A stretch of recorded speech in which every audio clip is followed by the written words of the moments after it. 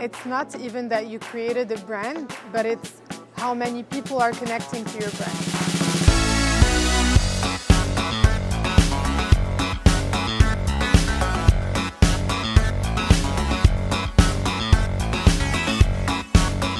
Hi, my name is Maha Benani. I'm the co-founder and CEO of LNKO, a G2C eyewear startup that operates in Morocco and in 5 countries in West Africa.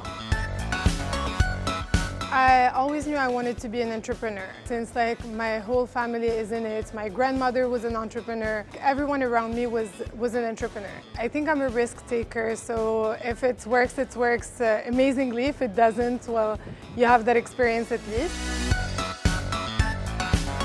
The thing you have to know about Malak and I, so my co-founder, which is also my sister, is that we grew up in the eyewear industry. So our whole family is working in the eyewear industry. We really wanted to digitize it. We wanted to shake it. It's an industry that's been there for, I think, the last law, it's 70 years old. And we wanted to bring something new to the customer. It was COVID, everything was closed. We went to my mom's optical stores, took 6 classes, created a website and launched it. And since the beginning, we really saw a fit with the Moroccan population. Definitely our unfair advantage is our experience in the industry. We grew up in it, we know it by heart, and our operations are B2B operations that are applied to a B2C business. We're really strict on our operations, our whole value chain. We have industrial KPIs, so we count our whole operations are counted in terms of minutes. So we have 2 minutes to do this, 2 minutes to do that, so that's definitely something that we're working really hard on.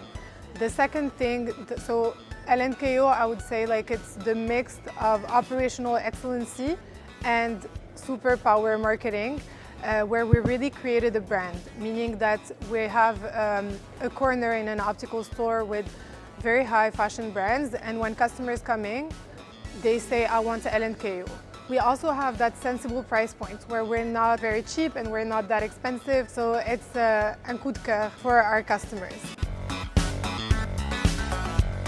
Since the first focus week, we've been amazed by the quality of the mentors, the quality of the people that the team was bringing in to do the sessions, and true, very high quality VCs and mentors, and actually human beings that achieved so many great things and that are so inspiring. I think it's one of the most, let's say, startup friendly environment that I've been in. It's so big, it's impressive, it's really impressive, and I think more Moroccans should definitely come here and meet other like-minded people that are working on the same things, in such a thriving environment, let's say.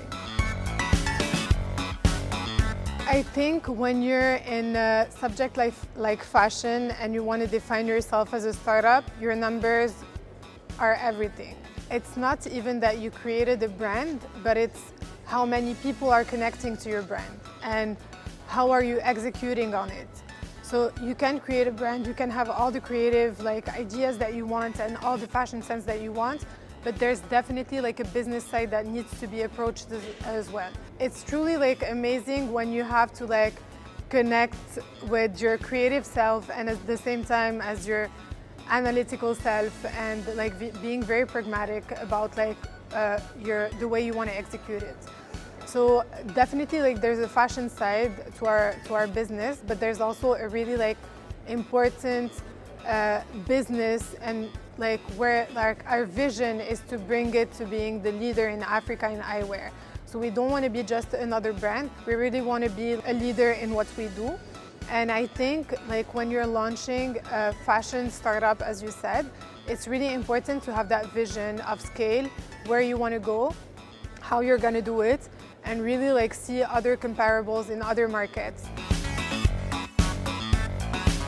I definitely think that was one of our biggest challenges. Growing so fast to so many for my co-founder and I was really hard, because you have to be a manager and at the same time you still have to do your job, which is develop your business and basically just grow. At some point we definitely struggled with it but we were not afraid to ask help from fellow advisors, fellow mentors on how they did it, on how they grew their business and how they were managing it. Learn to search for whatever you want to learn.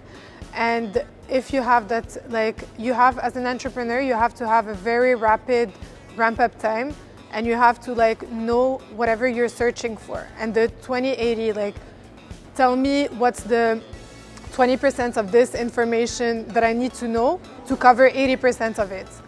And that's really something that I see a lot of entrepreneurs have this skill, and definitely something that we should work on as a whole.